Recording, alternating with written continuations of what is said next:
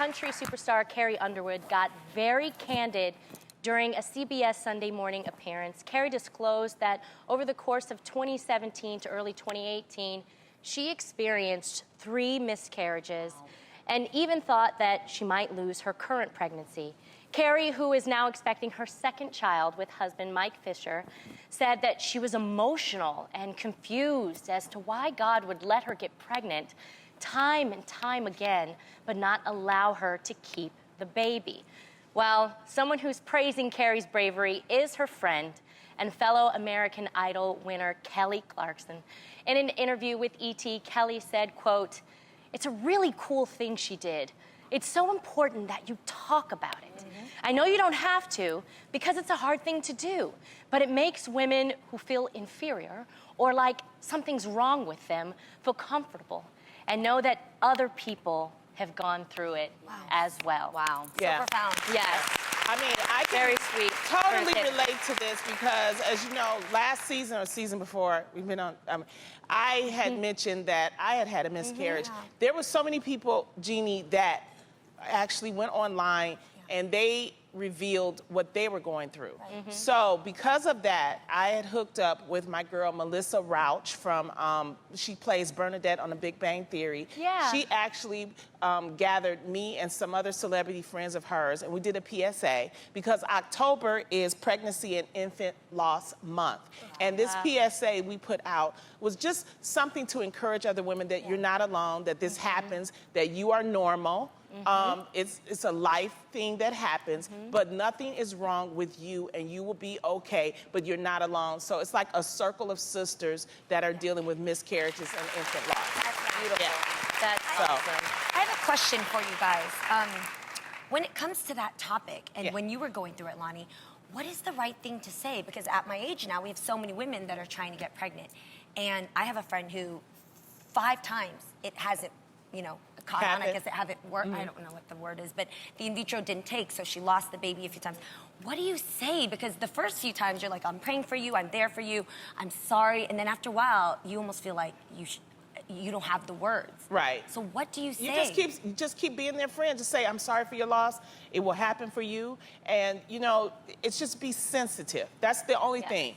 And actually listen. Because a lot of times it's not even about you saying something. It's about you just listening to them. Listen to their frustration. Listen to their hopes. So many women who handle it differently. Yes. Some women, you know, they can move on quicker than other women. And it doesn't matter actually how, you know, few the weeks are when you lost it. Sometimes people feel like, oh, you should feel a little bit more remorse if the baby was a little bit older. Right. No. Some women feel that heavy loss when it happened at, you know, 5 weeks, when it happened at 6 weeks, because when you hear that heartbeat for the first time, you become one with that baby. You start thinking of, you know, the names.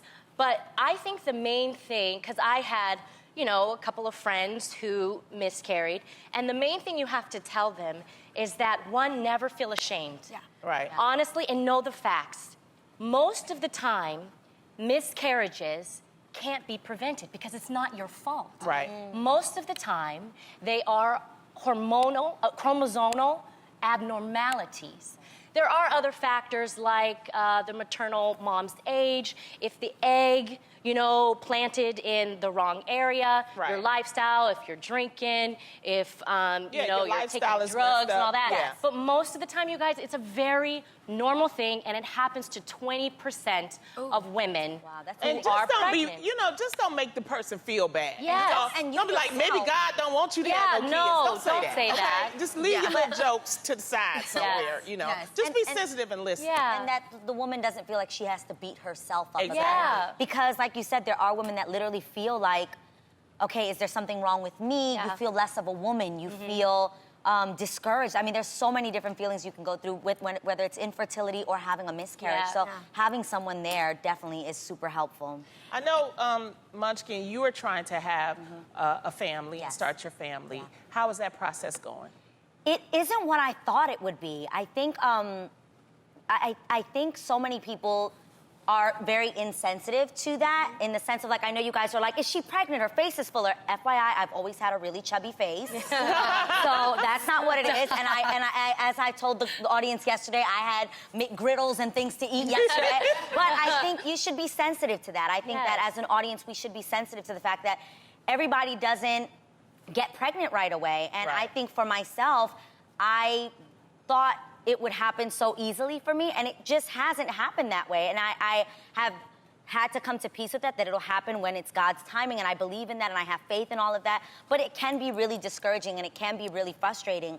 So I think I looked at myself, and in my mind, I was like, I'm a cheetah girl. I'm 19 years old. And then I woke up and was like, actually, I'm gonna be 35 in a few weeks. And that makes a big difference. Like, I can feel as youthful as I want on the inside and in my heart, but my ovaries are what they are. You know what I'm saying? And that sucks to hear that. And along with that, I thought, like, there's so many preconceived notions, like having wide hips, or the fact that I'm Latina. I thought if my husband looked at me, I'd get pregnant. You know, I really believed that. And it just hasn't been that way. And so for any woman out there that is trying, that is, the number one thing I know they tell you is to remain calm. It'll happen when it happens. But I know that all of that is so annoying to hear. At the same time, it's so annoying to hear, because you're like, I get that, but then you watch, like, this is so annoying, but then you watch, like, teenagers that get pregnant, and you're like, I'm ready, and I'm willing, and I'm prepared, and why isn't, you know, it can be frustrating. Can I share a positive story with you? Yeah. A lot of people don't know this, but my mom had a really hard time getting pregnant for 4 years. What? 4 years. And then her first pregnancy, naturally, was Tia and I. Twins. She had twins. Naturally. So naturally, yes, she did. And she was going through that, and I asked her, and she was like, you know what, Tamara, it is easier said than done, but I remember her just saying that my mom and her dad, they were just like, you know what, it's gonna happen in God's time, and right now, we're just gonna love each other, and we're just gonna have fun. Yeah. We're gonna have fun with each other, have fun with life, and bam, she got blessed with twins. Okay. You know, it took 4 years. Wow. And She didn't give up. You know, I mentioned it once on the show, and people were like, well, has it happened? Well, has it happened? I don't think it works that way. As much as we're told as teenagers, you'll get pregnant, it's actually not as easy as it seems. And I'm just grateful for everybody, because I think a lot of people that are saying it are just hopeful for me. Like, I believe that. It's not that y'all think I'm fat. And I think they just mean well. They want to see you happy. And I would love nothing more than to be a mom. It's gonna happen. But I want it when God wants it. Exactly. All right. Up next, moving right along. This past Sunday, Tiger Woods celebrated his first PGA Tour win in over 5 years. Get ready to clap, yes. I saw hands like, ah! Well, one of the first people to celebrate with him was his current girlfriend, Erica Herman.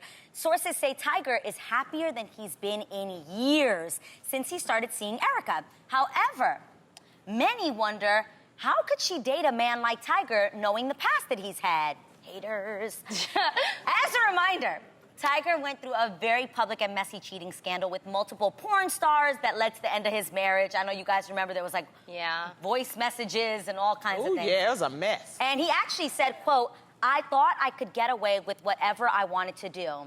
I felt I had worked hard my entire life and deserved to enjoy all the temptations around me. So ladies, all that's now in the past. What do you think about Tiger now? Can he change his stripes? She better watch him. I know that much. Well,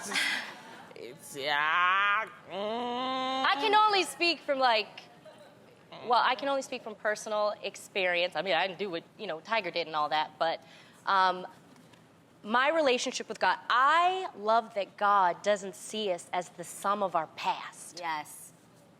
Yeah, y'all believe in God, but don't you believe God can do all things? But when it comes to that, you're like, I don't know. I think that if we, no, but how I see it is if you are actively and faithfully moving in your change. Okay, change. In your change. Yes. Okay. And that change sticks.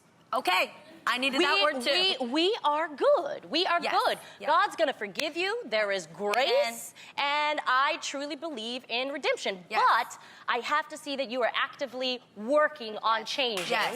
And that's He it. went to sex therapy, like he Yeah. went to get help for what was considered Yeah. a sex addiction. So Yeah. here's the problem I have with that. So we hear a lot of times now that with people, men or women, that get caught cheating a lot, then they go and resort to saying that they have a sex addiction, Yeah. right? Yeah. So I would just want to know, and I'm all for having your fun. I'm all for getting it out there. But when you cheat and you lie and you are disrespectful towards the other person, that's when you're a rat. So when I say this, where are you like a sex addiction person and where are you a hoe?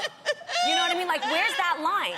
And the definition for a sex addict is people who are addicted to sex have compulsive sexual thoughts and acts, and they don't care about the negative consequences. That's true for other people that are rats too. Yeah. So I just don't know what's that line because It's the line of when you famous, you need to come up with an excuse. That's what I think it is. So I don't know. You know, Yes. I've cheated in relationships before, and I've changed. So it's hard for Oh. me. You've never cheated ever? my thing is, my thing is, Erica, watch your man. That's all I got Okay. to say. Watch your man, Yes. girl. All right? Now, before we take a break, there's something super important we need to talk about. We can't talk about Tiger all day. This is an important day. Okay. Today is National Voter Registration Day. Yes. So vital, now more than ever, to make sure your voice is heard. Because of this, The Real has joined forces with the nonpartisan organization Head Count, as well as former First Lady Michelle Obama, who is the co-chair of the nonpartisan voter registration organization When We All Vote. I'm part of the team, too.